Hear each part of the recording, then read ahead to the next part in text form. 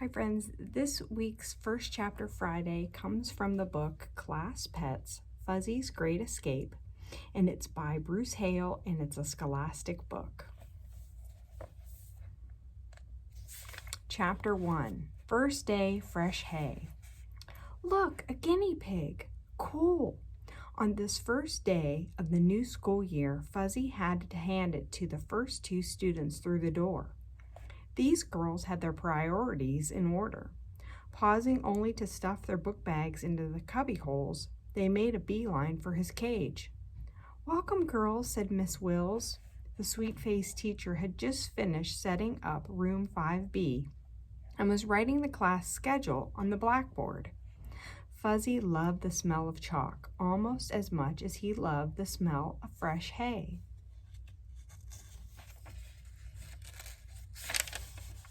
"Can I pick her up?" asked the first kid, who wore her dark hair in a bunch of skinny braids. "Him," said Miss Wills. She brushed chalk dust from her palms. "And yes, you may. Gently, please." Fuzzy tensed. For some of the newbies, gently meant like a cranky sumo wrestler. Then two soft hands lifted him out of his cage, one wrapped around his chest and one supporting his hind legs. He relaxed. This kid knew her way around guinea pigs. "What's his name?" asked the second girl. Her huge blue-framed glasses gave her an owlish look. "Fuzzy," said Fuzzy. The girls laughed. "He chirped," said Skinny Braids. Fuzzy had long ago gotten used to the fact that he could understand humans' language, but they couldn't understand his. "He does that," said Miss Wills. "His name is Fuzzy." Owl Glasses giggled. "That's a funny name." "Tell me about it," squeaked Fuzzy. He would have preferred something more macho like Rex, Rocky, or Hulk. But the class that named him had really admired his fur, and that class had a particularly pink and frilly ringleader, a girl named Shakira, who nominated the name. And so he was Fuzzy forevermore. "He sure talks a lot," said Skinny Braids. Miss Wills smiled. "Fuzzy likes being a part of the conversation." This was true. Fuzzy had lots of ideas, and he was eager to share them. In fact, he considered himself an idea rodent. Unfortunately, not everyone wanted to hear his ideas. The other class pets, for example. But all that was about to change. As the girls fussed over him and more students wandered in, Fuzzy thought about how his new school year would be different.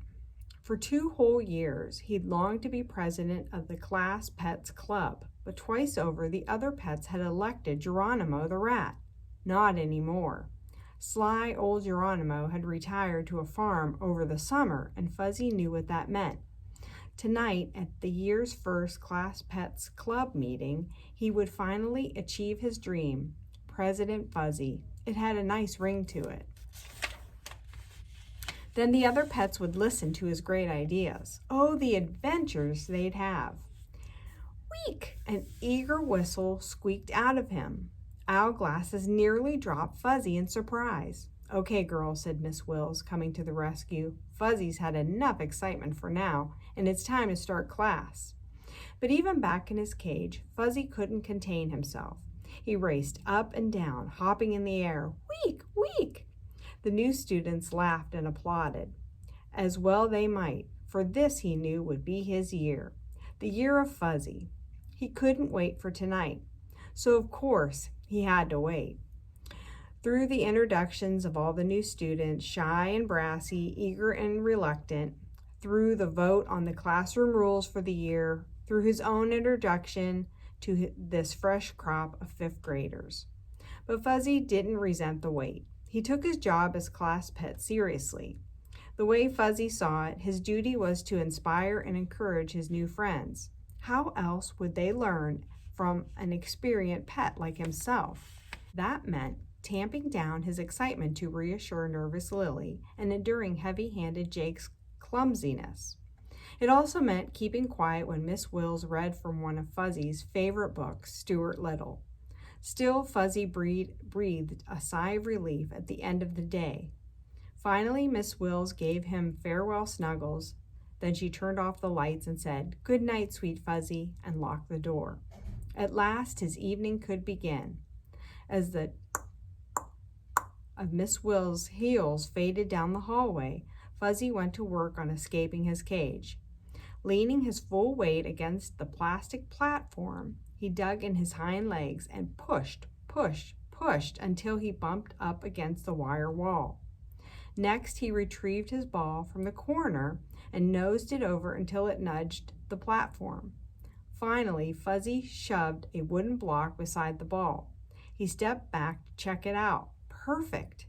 After all, I may not be the world's best fence climber, he told himself, but any old rodent could climb stairs.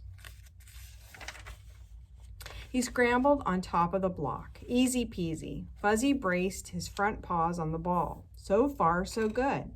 But when he brought his back paws up, yikes, the ball rolled sideways. Fuzzy scrambled the opposite way with all 4 feet, barely keeping his balance. The ball slowed. Then it reversed direction. Whoa! And just at that moment, a key clattered in the lock, and the classroom door swung open. Fuzzy tottered, and then woof! Down he fell into the pine shavings. A tall man in brown coveralls stepped into the room. Flicking on the lights, he strode across to the open top cage and peered in. The rich smell of butterscotch drifted on his breath. "Hey, you okay, little buddy?" he asked. "Just fine." Fuzzy scrambled back onto his feet, wiggling whiskers. That was close. He had completely forgotten about Darius' pool. Every afternoon, like clockwork, the janitor tidied up the classrooms. What if he caught Fuzzy running around outside the cage? That could have meant the end of Fuzzy's big plans.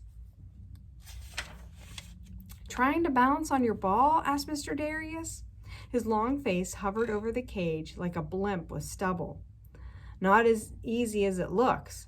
Hey, you know how you can get to Carnegie Hall?" Walk," said Fuzzy. Practice. The janitor gave a low chuckle at his own joke. Fuzzy liked how Mr. Darius talked to him, man to rodent.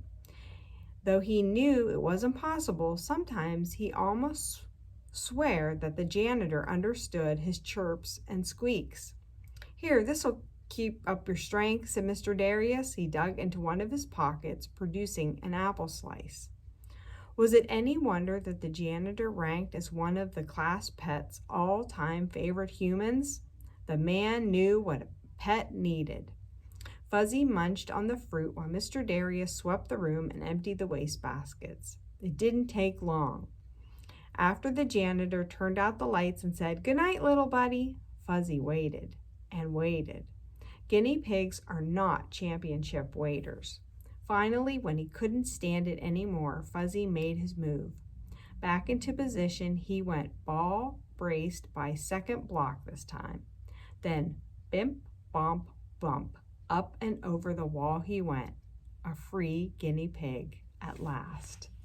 And you can find out what happens to Fuzzy in Fuzzy's Great Escape by Bruce Hale. Thanks for joining me today.